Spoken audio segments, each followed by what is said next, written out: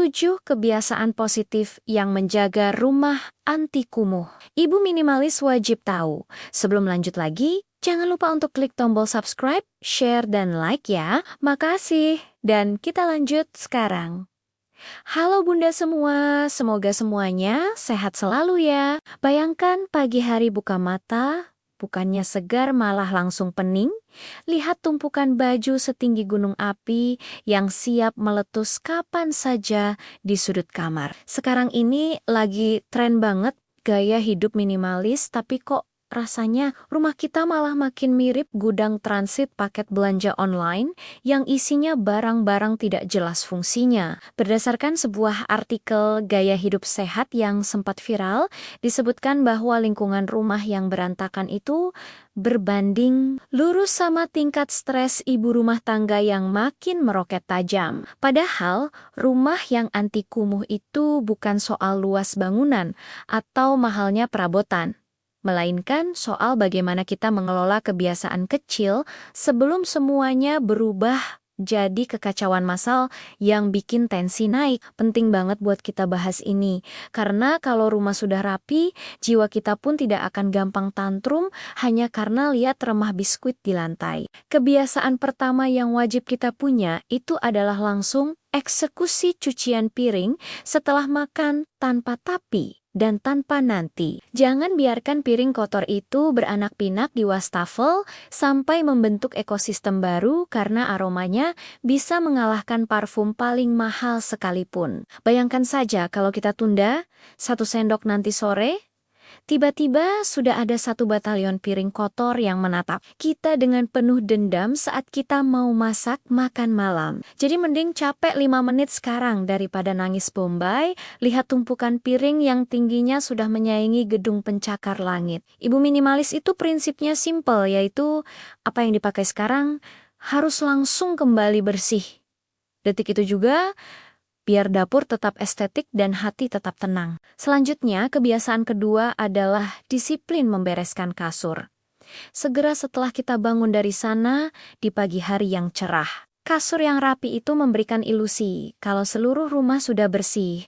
Padahal, mungkin saja di bawah lemari masih banyak debu yang sedang arisan. Kalau kasur masih berantakan, sampai siang rasanya seperti ada beban hidup yang belum selesai, dan itu bikin kita malas buat produktif melakukan hal lainnya. Contoh nyatanya, saat kita lewat depan kamar dan lihat sprei sudah kencang, rasanya ada kepuasan batin yang setara dengan dapat diskon 90% di mall. Jadi pastikan bantal dan guling sudah berbaris rapi sebelum kita melangkah ke dapur buat menyeduh kopi penyambung nyawa. Kebiasaan ketiga yang tidak kalah krusial adalah menerapkan aturan 1 masuk 1 keluar untuk setiap barang baru yang menyeberangi pintu rumah kita. Ini adalah obat paling ampuh buat menangani penyakit hobi menimbun barang yang biasanya kambuh setiap ada promo tanggal kembar di aplikasi belanja. Misalkan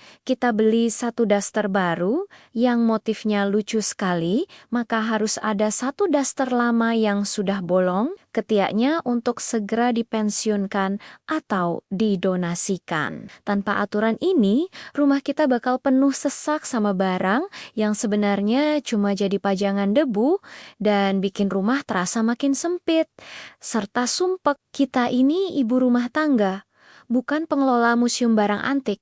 Jadi pastikan barang yang ada cuma yang benar-benar memberikan manfaat nyata. Masuk ke kebiasaan keempat, yaitu ritual bersih-bersih kilat selama 10 menit setiap malam sebelum kita benar-benar memejamkan mata. Fokusnya bukan bersih-bersih total sampai kinclong, melainkan mengembalikan barang ke tempat asalnya seperti mainan anak yang berserakan atau remote televisi yang entah ada di mana. Coba bayangkan betapa bahagianya saat besok pagi kita bangun dan pemandangan pertama yang dilihat adalah ruang tamu yang sudah lega tanpa ada Lego yang siap menusuk kaki. Ritual singkat ini efektif banget buat memutus rantai kumuh yang biasanya menumpuk dari sisa kegiatan kita seharian penuh yang melelahkan. Ini adalah investasi waktu paling murah yang hasilnya bikin kesehatan mental kita tetap terjaga dan terhindar dari emosi jiwa yang meledak-ledak. Lalu kebiasaan kelima adalah rajin melakukan sortir barang secara berkala, atau yang kerennya disebut dengan istilah decluttering, tanpa rasa kasihan yang berlebihan. Ibu-ibu itu biasanya punya keterikatan emosional sama barang bekas, seperti botol plastik bekas selai yang dipikir suatu saat akan berguna, padahal cuma numpuk saja. Kalau sudah 6 bulan barang itu tidak disentuh sama sekali, itu tandanya barang tersebut sudah harus angkat kaki dari istana kita, tanpa perlu ada upacara perpisahan. Contohnya adalah koleksi wadah plastik yang tutupnya entah hilang kemana, tapi tetap disimpan karena merasa sayang kalau dibuang.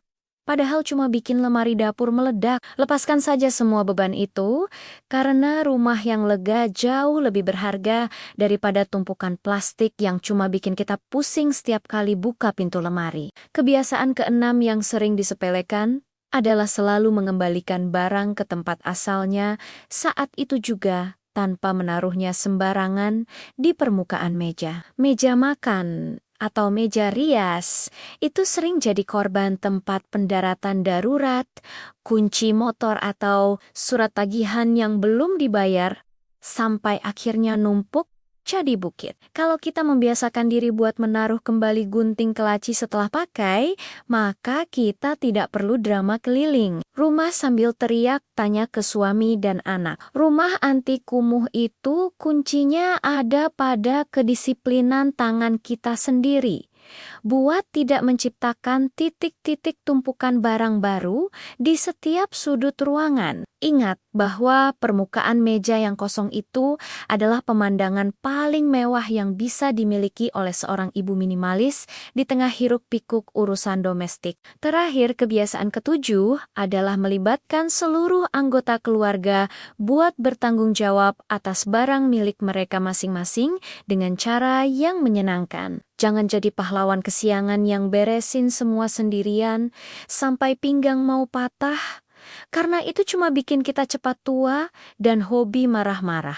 Berikan pengertian ke anak-anak, kalau habis main ya harus dirapikan sendiri dan suami juga harus tahu di mana letak handuk setelah dipakai mandi. Kalau semua orang kerja sama, maka rumah anti kumuh bukan lagi sekadar mimpi tapi kenyataan manis yang bisa kita nikmati setiap harinya. Kebersihan rumah itu adalah tanggung jawab bersama, bukan cuma tugas satu orang yang namanya ibu. Karena kita semua tinggal di bawah atap yang sama. Semua kebiasaan positif ini kalau dilakukan secara konsisten bakal mengubah suasana rumah dari yang tadinya horor jadi tempat paling nyaman buat healing gratis tanpa perlu keluar biaya. Minimalism itu bukan berarti kita tidak punya barang sama sekali, tapi kita punya kontrol penuh atas apa yang ada di dalam rumah kita supaya tidak menjajah pikiran. Pelan-pelan saja buat mengubah kebiasaan lama.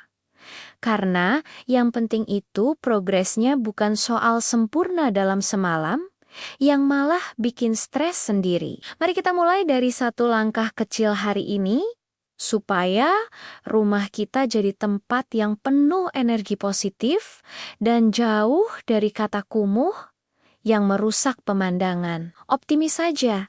Kalau kita pasti bisa menciptakan hunian yang rapi dan bikin keluarga betah lama-lama di rumah tanpa drama barang hilang. Sekarang coba lihat sekeliling dan pilih satu sudut paling berantakan buat dibereskan sebagai langkah awal perubahan besar kita hari ini menuju hidup yang lebih tenang. Ingat bahwa rumah yang teratur adalah cerminan pikiran yang jernih.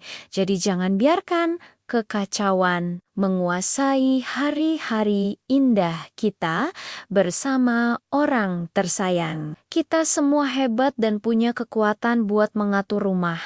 Jadi lebih baik demi kenyamanan bersama dan kebahagiaan hati yang tidak ternilai harganya. Tetap semangat ya buat semua ibu hebat di luar sana yang sedang berjuang menata rumah dan menata hati supaya tetap waras dan bahagia setiap harinya. Terima kasih sudah menemani curhat dan ceritaku sampai akhir. Sampai ketemu lagi di episode video berikutnya. Salam semangat Bunda semua.